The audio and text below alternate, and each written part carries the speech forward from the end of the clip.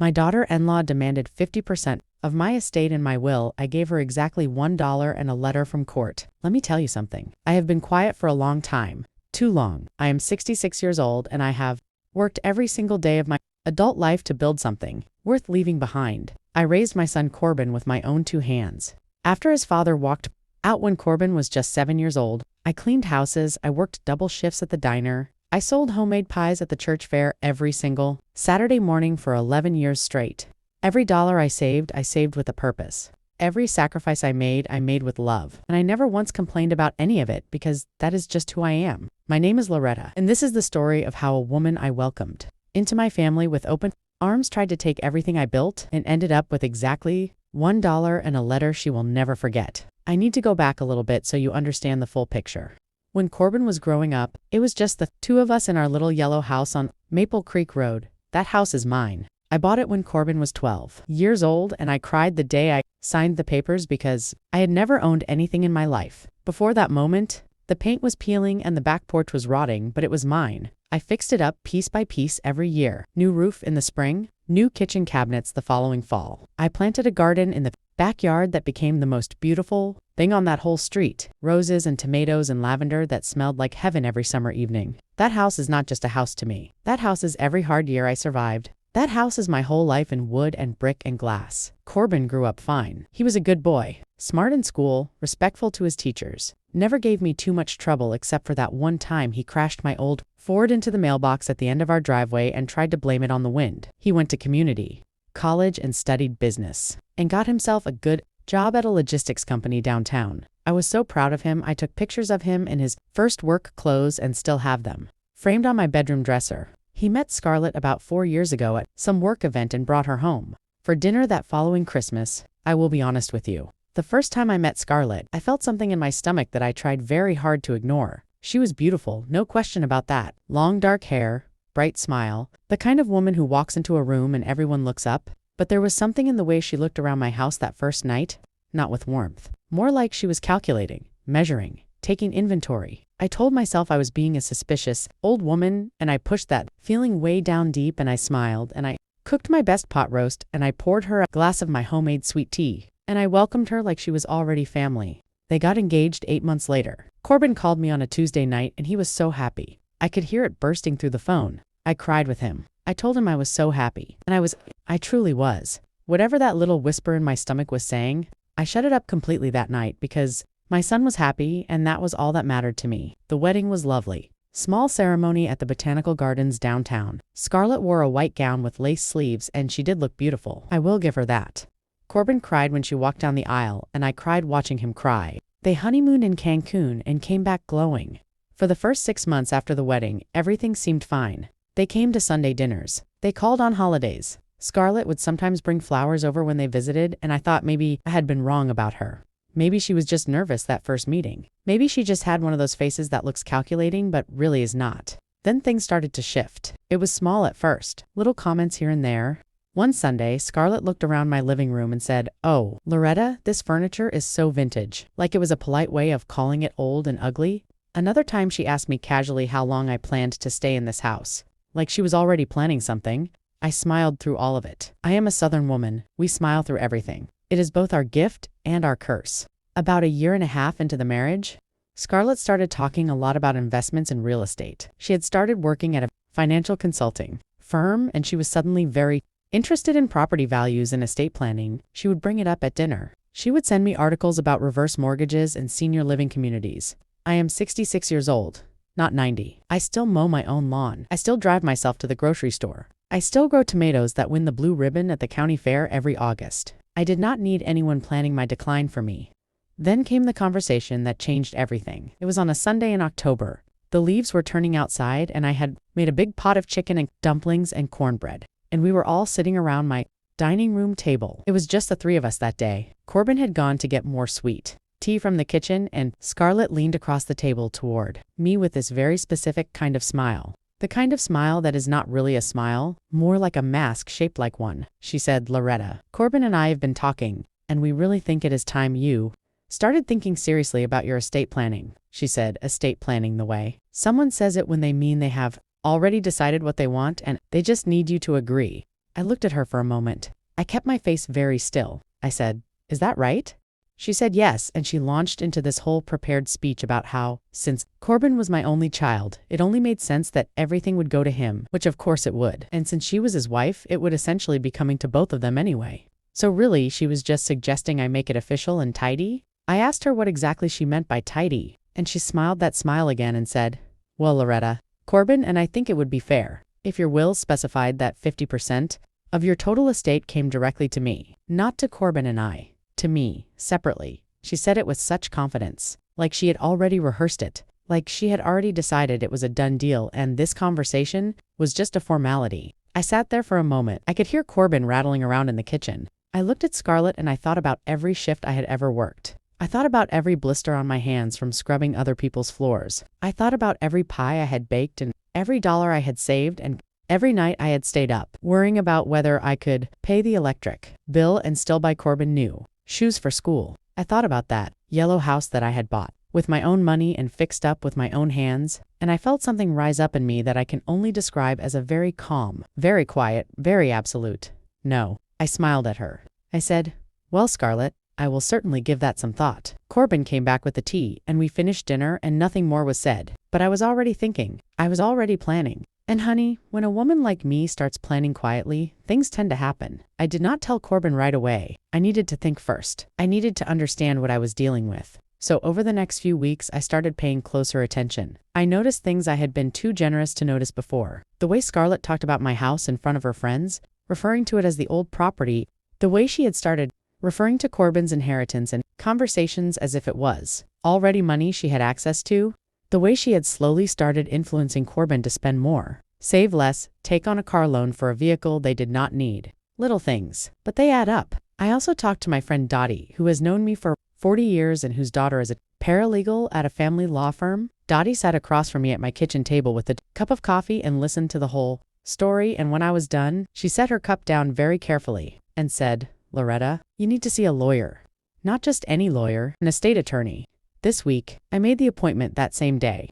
The attorney's name was Mr. Calloway, and he had been doing estate law for over 30 years. He had a calm face and a very organized desk, and he listened to everything I told him without interrupting. When I was done, he folded his hands and said, "Mrs. Loretta, I am glad you came in when you did." He explained several things to me that I had not fully understood before. Things about how certain assets can be protected, things about how a will can be structured in very specific ways, things about how a daughter-in-law has absolutely no automatic legal standing to demand a percentage of her mother-in-law's estate, none, zero. She can wish for it all she wants, but she has no legal right to demand it. He also told me about something called a no-contest clause.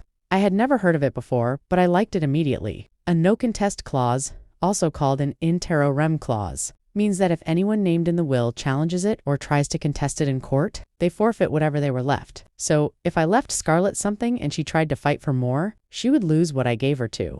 I sat in that office for almost 2 hours, and by the time I walked out, I had a plan so solid you could build a house on it. And I want you to know, I did not come up with this plan out of spite. I came up with it out of love. Love for what I built. Love for my son. And yes, if I am being completely honest, a little bit of love for justice. Here is what I decided to do. I updated my will. I left my entire estate, meaning my house on Maple Creek Road, my savings account, my small investment portfolio, my vintage jewelry collection, my car, everything. To Corbin, everything.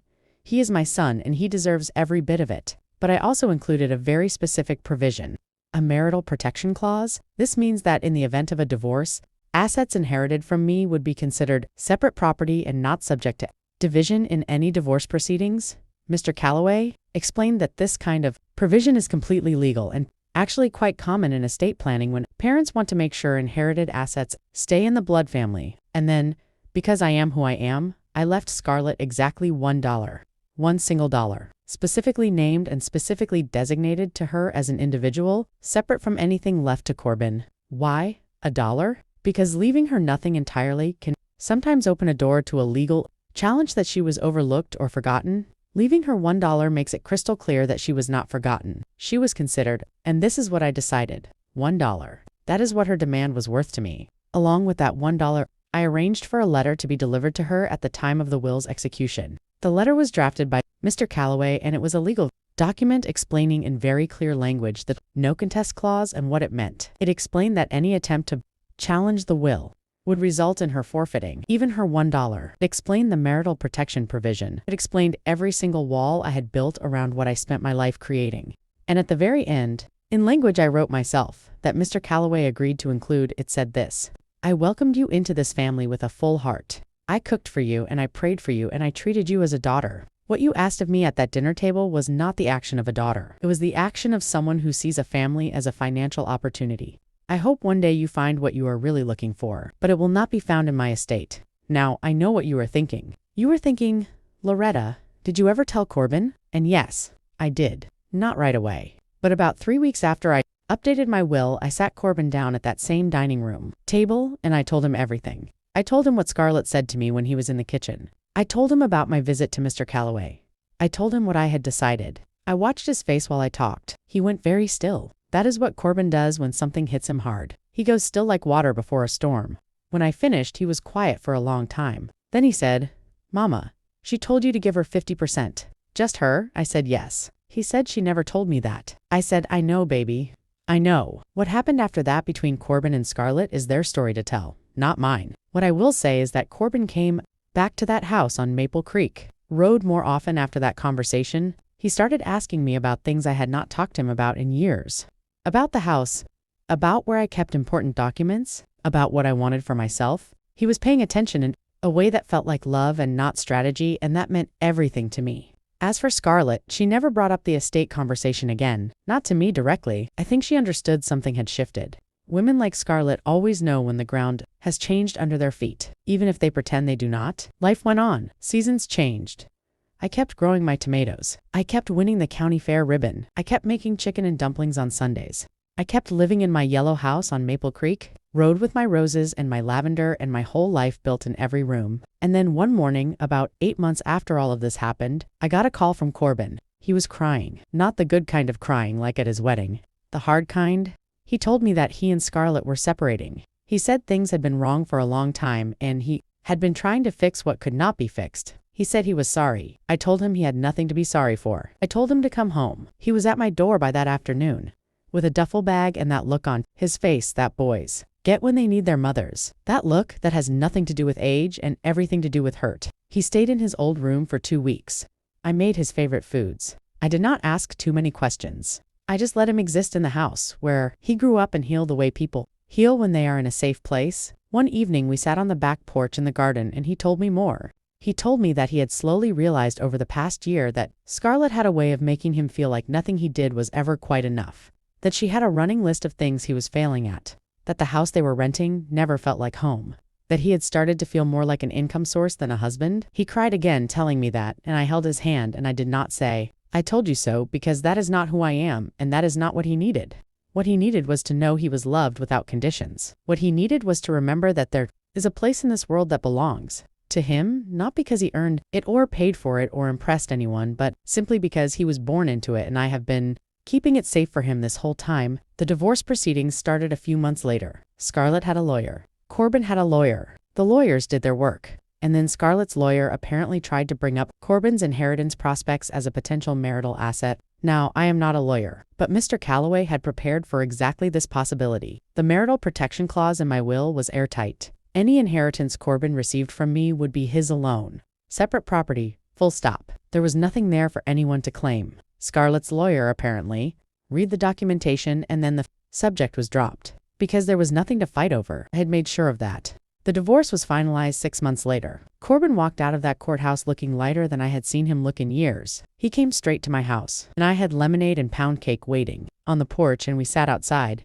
in the late afternoon sun, and he said, Mama, you knew from the beginning, didn't you? I said, Baby, I did not know, but I trusted my instincts, and I protected what needed protecting. He put his arm around me, and we sat there in the garden for a long time without talking, and it was the most peaceful I had felt in years. Now, here is the part of this story where I have to be honest about something. I do not think people always say out loud. I did not feel good about any of this. Not the $1. Not the letter from the court. Not the fact that my son's marriage fell apart. There is no victory in any of that. A marriage ending is a sad thing no matter what led to it. A daughter-in-law Turning out to be someone other than who you hoped she was is a heartbreaking thing. I had wanted to love Scarlett. I had tried to love Scarlett. I had cooked for her and prayed for her and made room for her in a family. That was just me and my boy, and it turned out that what she wanted from that family was the financial output and not the love. That is not something I celebrate. That is something I grieve. In my quiet moments in the garden, I grieve it, because I know what it is like to struggle and to see a comfortable life and want it desperately. I know what that hunger feels like. I have felt it.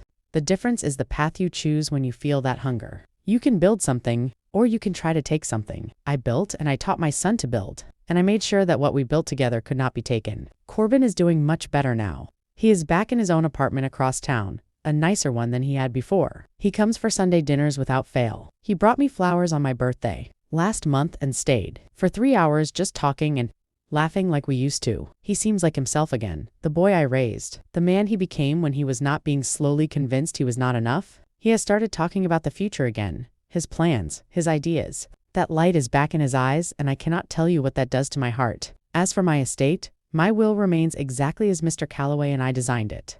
The house on Maple Creek Road is still mine. My savings are still mine. Everything I built over 66 years of hard living is still exactly where I put it. Locked down tight, protected, waiting for the right time and the right hands. And when that time comes, it will go where it was always meant to go. To my son, the boy I raised alone, the man I am so proud of. In full, every dollar, every brick, every rosebush in that garden. I want to say one more thing before I close this story out. I am not telling you all of this because I am bitter. I am not a bitter woman. Bitter is what happens when you hold hurt inside until it curdles. I do not hold hurt that way. I look at it, I understand it, and then I let it teach me something and I move on. If this story touched your heart today, drop your city in the comments below. I love knowing where my people are watching from all over the world. And if you have a grandma or a mama who worked hard her whole life and never gave up on her family, hit that like button right now for her. She absolutely deserves it. Subscribe so you never miss another story, because, honey, I've got so many more to share with you. And please share this one with someone today who needs to hear this. Tell them what you build with your hands and your heart belongs to you. Now and always,